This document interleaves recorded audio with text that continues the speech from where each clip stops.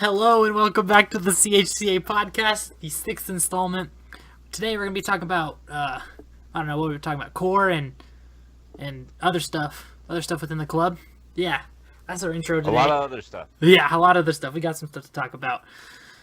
I know this has been a minute, but I was basically just waiting on the... yeah, sorry about that. I was just basically waiting on the points. The point confirmations, those have been updated, so now we're good to go. I'm your host, Wasting Robin, and CarGamer81CO. How you doing today? Hi. I'm doing great. Yeah, you doing good, living good. How's the I car? hope y'all are doing great too. How's the car? Oh, it's getting there. It's almost there. done. What else needs to happen? What needs to get done before next season? Windows and Okay. suspension. Alright. That's pretty cool. You're getting pretty close then. And you got your gear, huh? Well, yeah, that's besides the point. You know me. I got connections. Okay. Okay. We'll just leave it at that. So firstly, I wanted to talk about core. Simpson Racing. Okay. Those connections, not... Oh, whatever. We'll just leave it at that. Today we're going to talk about Core 2, what happened, it's been a minute, so... Firstly, let's talk about the Rally All-Wheel Drive class.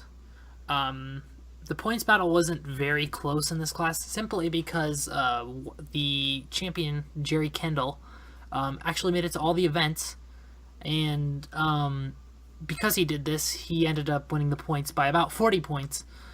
And actually, he's the only one that made 75% of the races, so he's the only one... Actually, I take that back.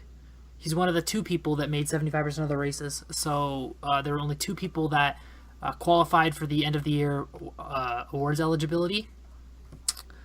But yeah, Core 2 is fun.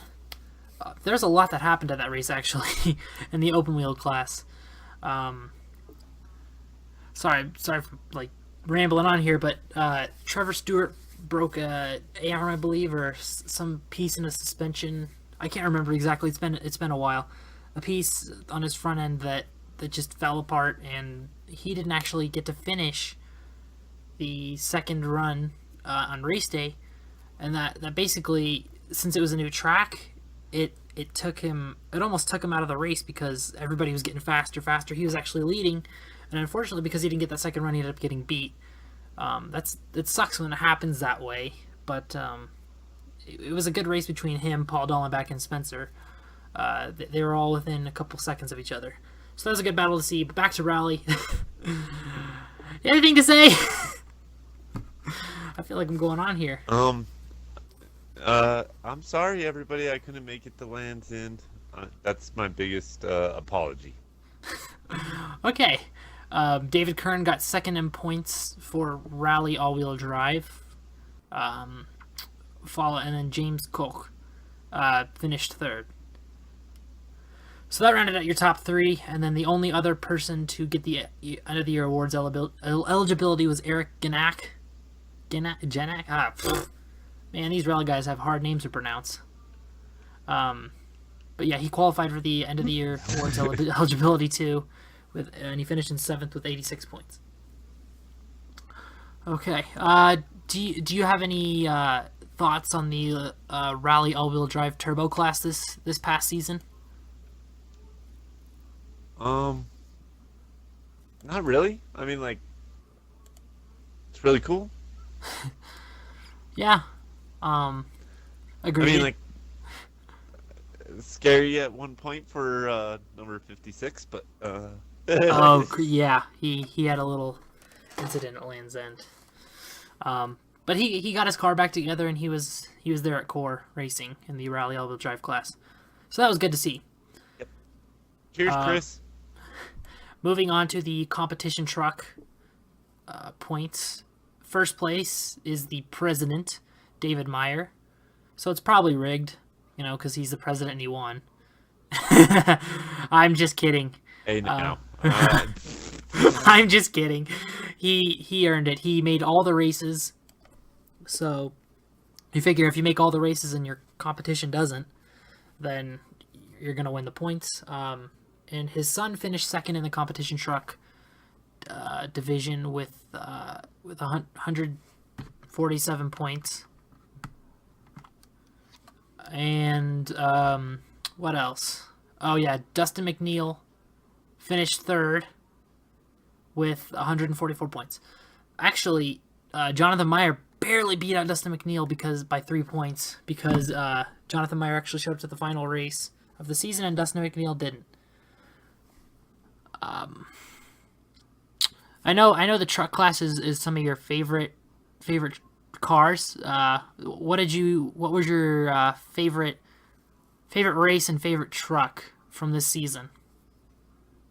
Well, that's impossible for me to answer. I am glad to see everybody. The more competitors, the better.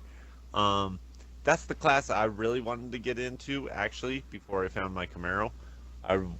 By the time I was 35, I was thinking about building I'm only 32, so you know. But by the time I was 35, I wanted to build either a Dodge Dakota or S10 square body. You know, I like the square bodies. Or Yeah. maybe even an old Chevy truck. And it just so happened that a sportsman's class came in, and I can't say that I, regret it or anything. Like maybe, after I do X amount of seasons in sportsman's class, maybe I'll decide to either hand the car down or something like that. Okay. Keep it in the family, definitely something like that. All right. But at the same time, I really would love to get in the truck class. I don't think I'd do comp truck unless I had a lot of money. Well, yeah, some of these trucks are pushing quite a bit of change. One thing is, Quite a bit of change. there's no Dodges until the purple truck. Oh, the purple people eater. Yeah. Ryan Middleton, I was so upset for the longest time. I was like, "There's no Dodges. There's not a Dodge. There's no Mopars." And then all of a sudden, this little purple thing comes out. the purple people eater. Hey. Yeah. But yeah, truck class is awesome. I think my favorite from the season would have to be Dustin McNeil at Temple Canyon, the first time he was in that car. I made a point to go watch him take off from the start line on Saturday for the practice run. Oh my god, he was all over the road. It was awesome. It was almost like he was driving his champ car again because he drove it the same way. That's how I On that same associated it. account, that same weekend, there was a Ford truck that lost its bed. All Oh, respect, bro. but that wasn't Keep that thing going. that wasn't the first time it happened though. It happened at Core before that too. So yeah, then at Monarch they showed up without a Use bed. some big lag bolts next time. Yeah. Well, I think it was I don't know why they kept doing that, but it is what it is. And the only two people eligible for the year-end awards were David Meyer and Jonathan Meyer. Yeah, that's it. For the truck class, for the comp truck class, sorry. And then in the super sprint class, we had a highly, highly competitive point season this year. We had Jay Stewart, who ended up finishing first. Okay. Go Jay. Go Jay. And it came down to the last race where, Earl O'Malley and Rodney O'Malley were in the points hunt. But in order for Jay to win, he only had to take a green flag. So Jay did that, and he ended up taking the points from them. And there were, I believe, five people eligible for the points at the end of the year. Jay Stewart, Earl O'Malley, Rodney O'Malley, Ernie Shoecraft, and Steve Johnson, and that was the first through fifth place in the super sprint points. It was good to see a bunch of super sprints. We had a total of We had a total of 15 super sprints, so that's quite a big class still. Yeah, that's a good amount. It is. It That's is. awesome. And we saw the Super cross cart. sprints. We saw the cross cart come out at Monarch. What did you think of that thing? Okay, I've told everybody about that. I was like, it was very highly impressed.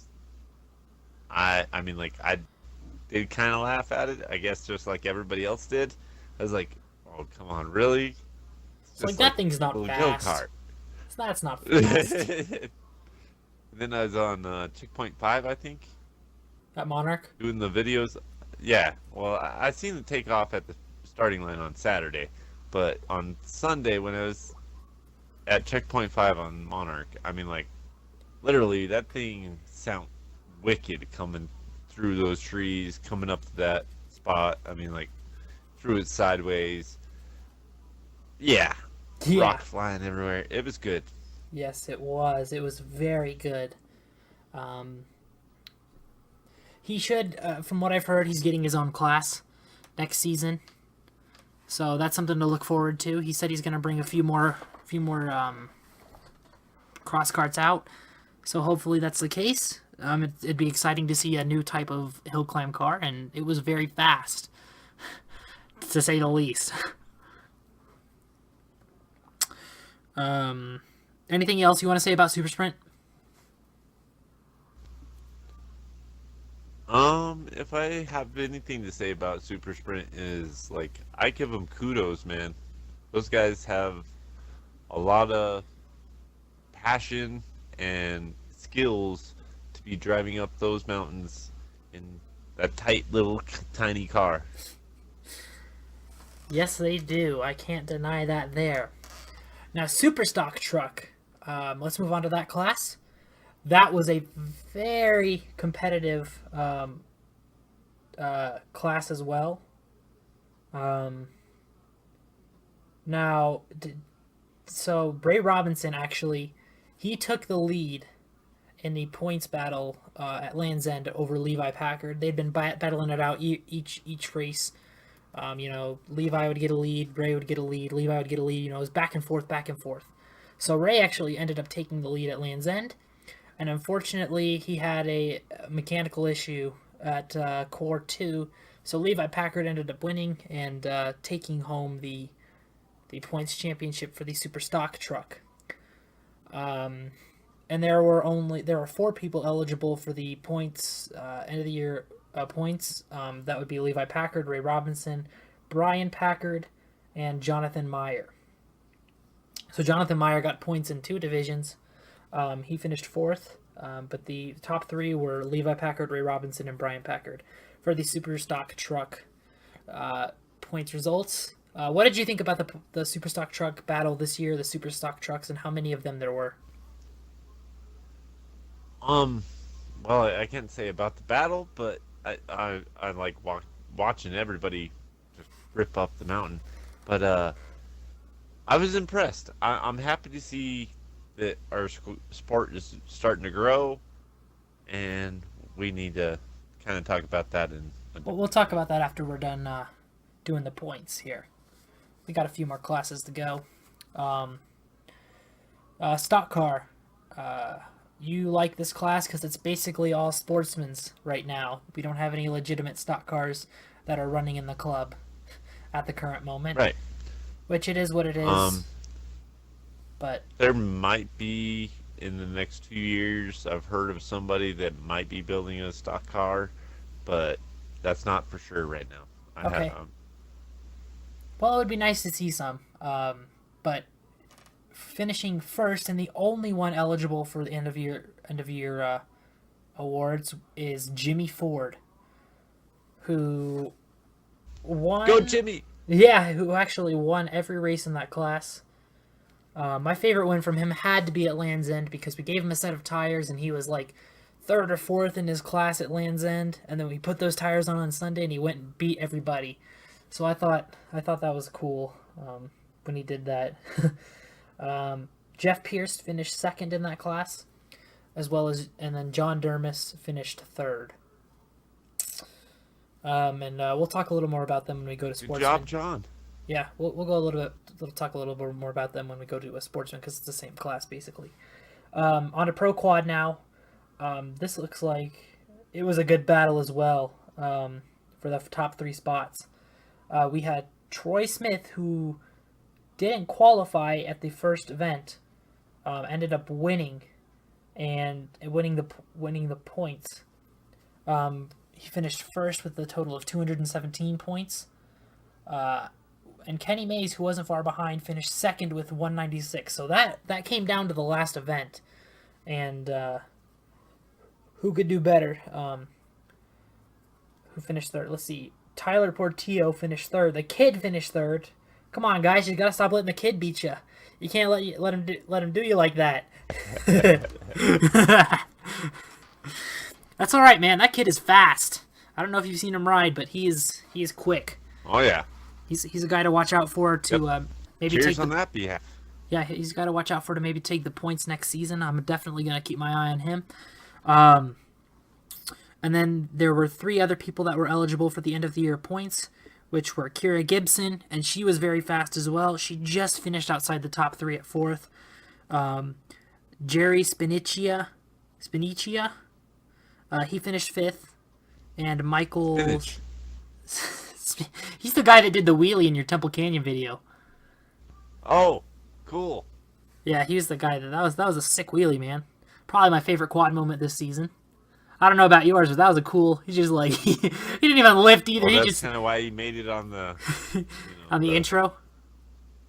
Yeah, the intro and the snapshot.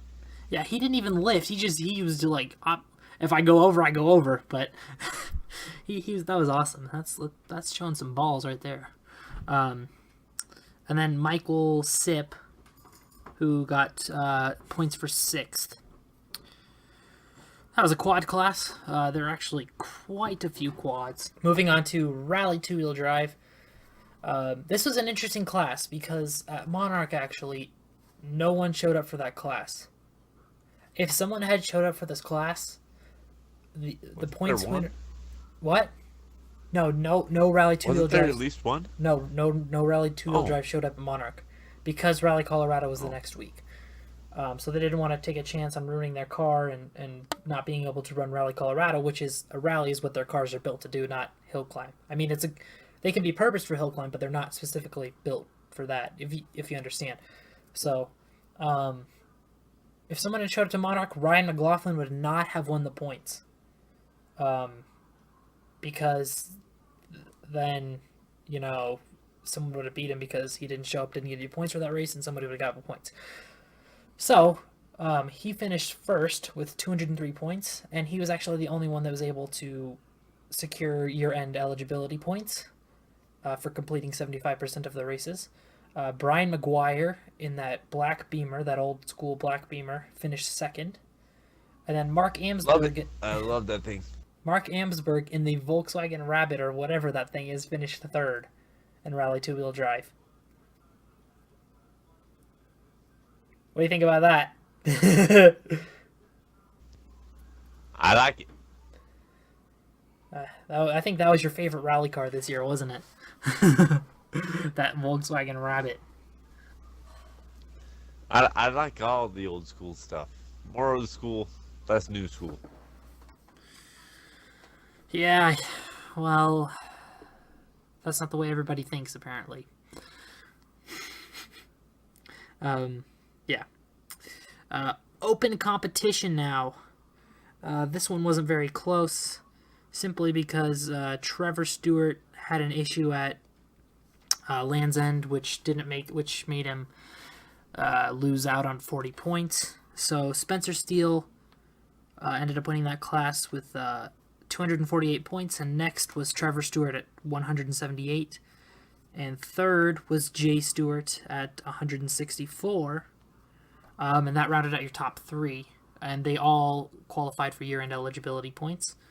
And David Meyer finished in 11th, and he qualified for year-end eligibility as well. So those are the 4 guys that qualified for year-end eligibility awards. what did you think of the open competition battles class cars this year? Because there were quite Well, a few. huh? I'm counting how many. Eight. There were 14, 15 open competition entries this year over the Damn. course of the season. Well, either way, I mean, like, of course, you guys are the gods of hill climb. I don't know, man. You weren't around when John Wells was tearing everybody up. He's got. We're chasing I him. probably seen it when I was young, but you guys weren't racing then. No, Up no. you trail. No, Spencer's got 7 points championships, and John Wells has 10. He's the only one that You guys are on their way. he's the only one that has more points championships than Spencer. That's all I can say is you guys are a good team. You guys know how to work the car. Good driver. So I cheer for everybody in the class, but I always warn everybody: take cover when Spencer comes. Take cover when any open wheeler comes. There's nothing else. There's nothing to cover the rocks from hitting you on the car. You know, all these other cars have fenders, so it Or limits. trucks. Yeah, it's like just duck. Just when they go by, duck. Yeah. What was I gonna say? Okay, sportsman. That's what happened at Open Comp Sportsman. Your favorite class.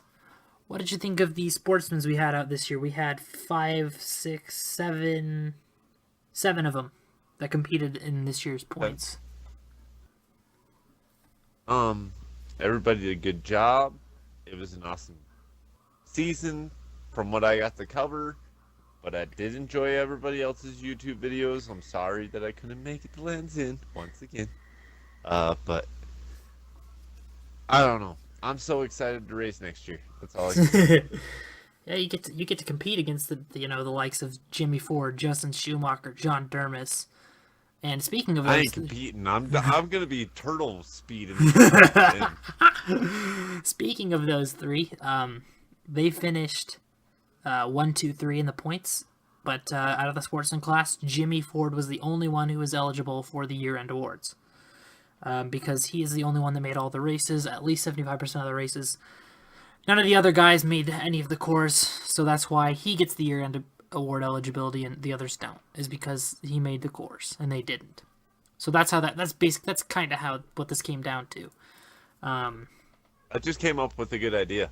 Maybe I should put a turtle on the back of my bumper. Oh no. Oh no. Don't do that. Oh I was boy. just joking. Oh boy. Whatever. Rally Light, moving on from that. Rally Light. Now this was a new class for this season. It was the Rally all-wheel drive non-turbo division. What did you think of the cars that competed in this class? The class size. Give me your overall thoughts of the class this season. The non-rally? No, the Non-turbo, I mean? non-turbo. Yeah, the new class. Yeah. Eh, Yeah. meh. I mean, That's like, what I think. That's what I think too. yeah, it's like I like competitive racing, but at the same time, you gotta get up that mountain a little faster. Well, it's not that. It's just that there were only 6. There were 6 cars that competed in that class, and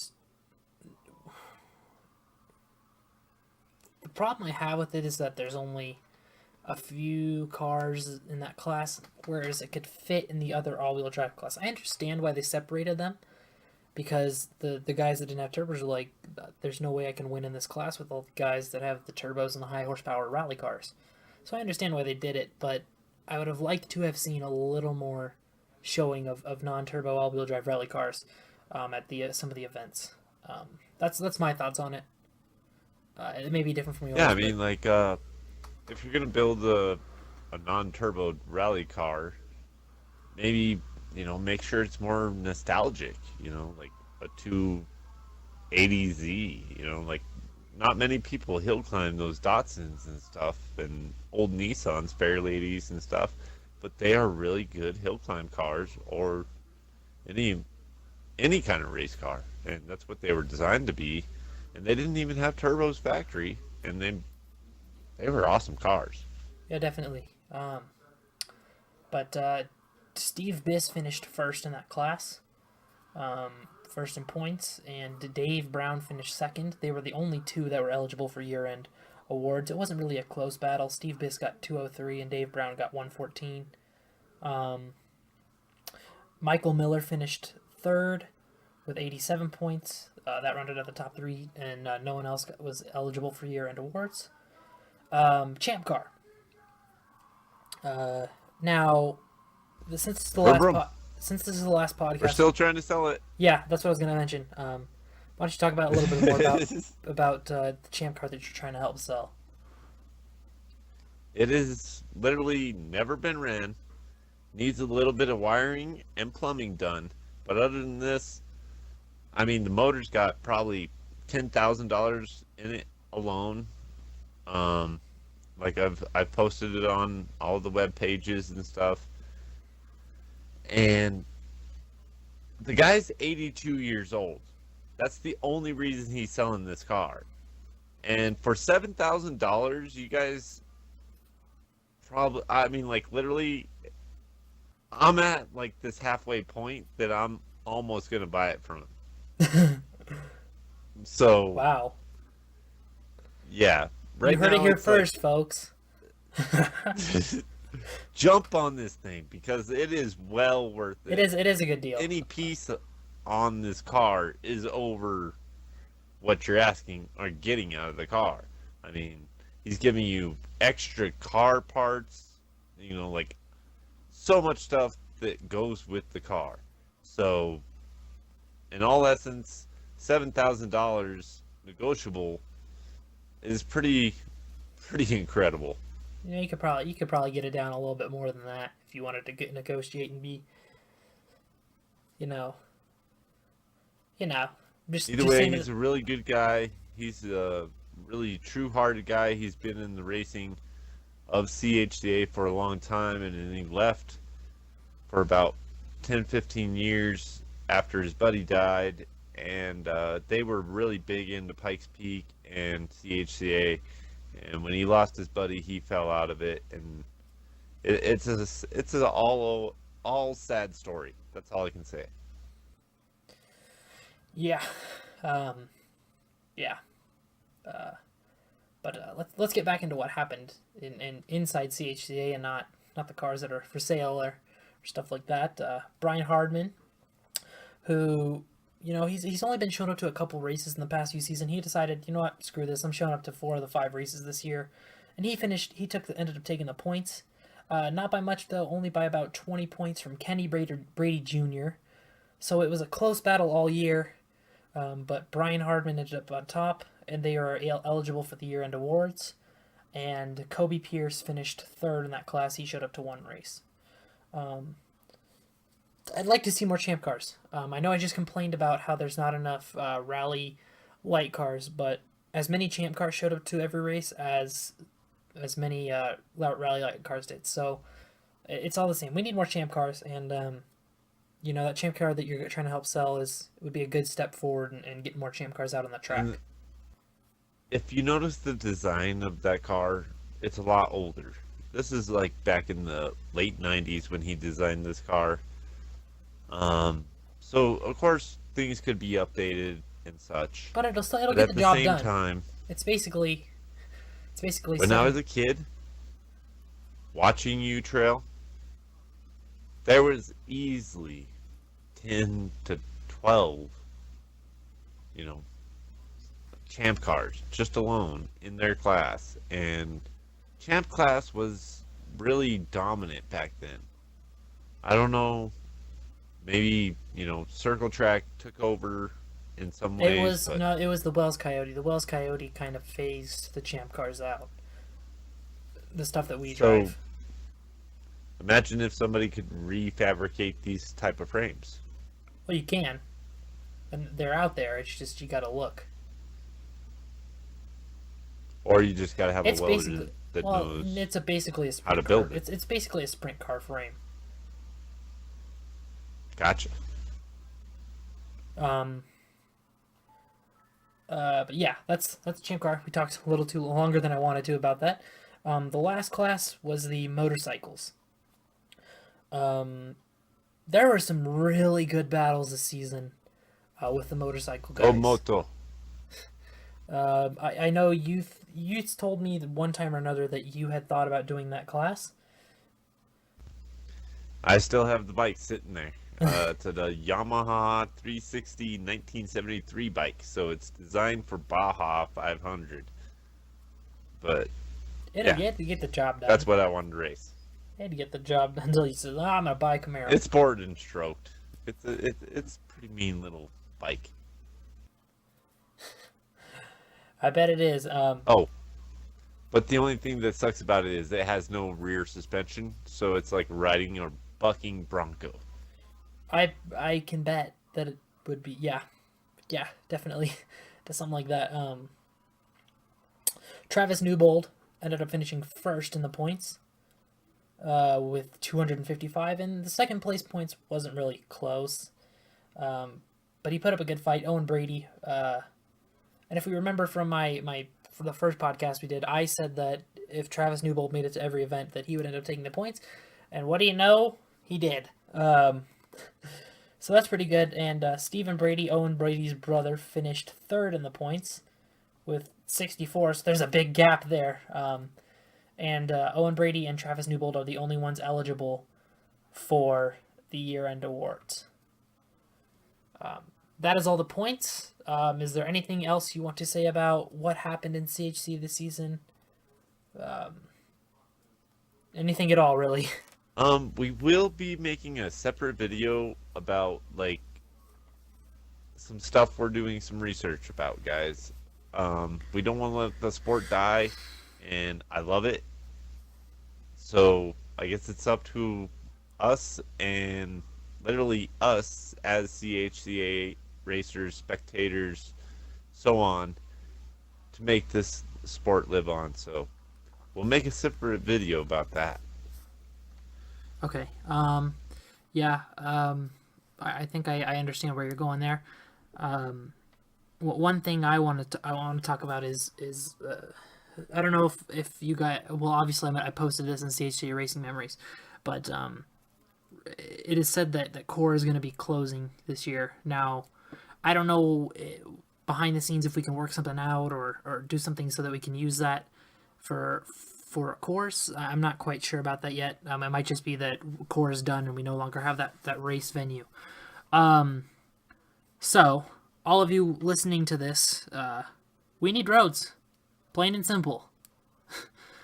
So if you're driving along a highway or a road, and you see a dirt road that looks like a good hill climb road, just pull over, go up it. Look for houses. If there's no houses along the road, that's great, because the way it works is if there's no houses, then you don't really have to ask anybody for permission to race the road. You can just go through the county or whoever and race the road that way. But if there's houses, you have to ask for everybody's permission. And if one person says no, then you don't get the road. But we need roads bad. It's looking like if we don't have Core, that we're down to the core 3 roads of Temple Canyon, Monarch, and Land's End. And the sad thing about Temple Canyon is those houses are getting awfully close to the park there. Yeah. Like if you get on Google Earth, it's just right there next to the pits. Yeah, so if someone's thinking about moving to Colorado, tell them no. Say Colorado sucks. Yeah. People need to stop moving here. Fair share chasing off these Texans and Californians. Sorry.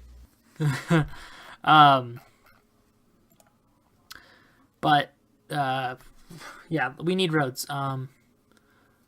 So basically, anything you can do to help. Also, CHCA is doing the ice hockey concession stand deal again. So they give if you sign up for a concession stand position, like on a Friday or a Saturday, you get $50, and that $50 goes towards the clubs, and it helps with fees for the roads, fees for the workers, things like that. So be sure to get in contact with Rodney O'Malley or Jay Stewart or someone big in the club to say, I want to help out. I want to do these ice hockey games and volunteer for them. I think they're still Saturdays are pretty open, so we need help with that.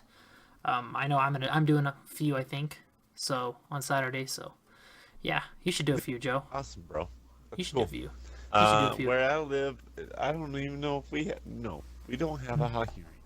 Well, yeah, but no, it's at the Broadmoor World Arena for the college hockey games. So anybody is welcome to help out that wants to. But yeah, we need I mean, roads. like, What you say? maybe my chick could drag me up there. Well, it'd be good because the thing is, we will get people to do it. It's like the same 12 to 15 people that do it, but the problem with that is they get burned out, and I can understand how that can happen. But we don't want. I don't want to like. You don't want the same people doing it over and over again. You don't want to put that pressure on them just to run the Right. club by themselves. So No, you want family, friends. You want to invite everybody that you can. yeah. So I'll talk to you off camera about doing some helping out. But is there anything else you want to say? On the CHCA before we leave it to the off season? Really? Um, well, technically not because we still got a few videos that we're I gonna understand. make I understand personally. that. But so I just want to say thanks to all the spectators, all the safety crew, all the racers, and everybody involved with the sport. It has been around since what 1971, and it is probably one of the most underappreciated or most noted, most appreciated in my opinion, but unnoticed Yeah, into the definitely. racing motorsports world. And so, any way that, filmers or photographers and anybody on YouTube with just your plain cell phone could promote this sport would make it better. In all essence, I think. I agree with you there. I after the announcement of core, I was in Clifton when this all happened, in Clifton, Arizona, with the rest of Team Colorado, and they're like, "So do we not have core anymore?" And I mean, to be fair, core has said this that the past 2 or 3 years that they're closing for good. This is it. So it's almost like the boy who cried wolf in this scenario, but it might actually be happening. I don't know. I don't know where it's at right now. Like I said, It's insurance, and well, a but the lot of thing it is, has to do with our governor. the thing is, CHCA has their own insurance. So when we do our races there, it is under our insurance and not the land's insurance or the Corps' insurance. It's under our insurance. So I'm kind of wondering if there's a way we could work something out. We'll probably talk about it. Like we're gonna do a few other videos. They're not gonna be in the podcast series, but they might be on Joe's channel or mine. Yep. We'll discuss it. But I'm not sure how that's gonna work out. We'll probably update you in a later video. But yeah, it really hit me hard as the day I'm recording this because I'm like, we're down to three roads mainly. We need roads bad. I remember when I was little, there were 6 or 7 or 8 races, and that's I think there was 8. yeah. Excuse me. And I'm like, why is it like? At one point there, I'm pretty sure there was 8. I'm like, why is it like this? It really hit me hard today. So, yeah, it's kind of ending it Don't sad. feel bad, bro. It's kind of ending it sad, but I want to give you all hugs right now. But yeah, find some roads. That's all I can say. I know Dean Michael Gem. I think that's how you say his last name. He's doing a pretty good job of finding some road. He's found a couple interesting roads, but we'll see how that pans out. But I think we're all out of time here. I think that's gonna be it. I think it's The gonna be a only little. thing is I can say is CHCA is like a big family. It is, And definitely. it takes a family to make everything run right, you know. Yeah, I yeah, guess is definitely. what I'm trying to say. Um, And so please show support. yeah, yeah. This is kind of a grim ending. Sorry if it's a little bit longer. We had a lot to say, or I did at least. But yeah, I really don't want to see CHCA go away. We need roads. If we don't have any roads, we can't have the club. That's what it comes down to. We only got one, the Lily Mine. We'll never lose that one. Yeah, Monarch. yeah, you know that's a hard one to lose. They like us there, I think. Yeah. Yeah, I don't want to see CHCA go away. I don't think anybody else does either. That knows about it. It's just a place to get away from Love everything the sport, else. and I love you all. So yeah, I think I don't have anything else to say to you. Nope. Okay. Happy Halloween. See Yeah. y'all soon. Yeah. Yeah, that is gonna do it for this episode of the CHCA podcast, number 6, the core wrap up and we'll say other things. Core wrap up and other things. There's the title right there. That's how I thought of the title right there. But yeah, it's gonna do it for us today. Thanks for all the views on this throughout the season, guys. It's really helped me out. I'm glad to see that this series has such good support. And hopefully I'll be able to do it again next year. Like I Yep. said, Guaranteed Jackson will be there. I'm gonna do my best. Yeah, but that is gonna do it for me, myself, Wasting Robin 586 and Card Gamer 81CO. See you guys soon.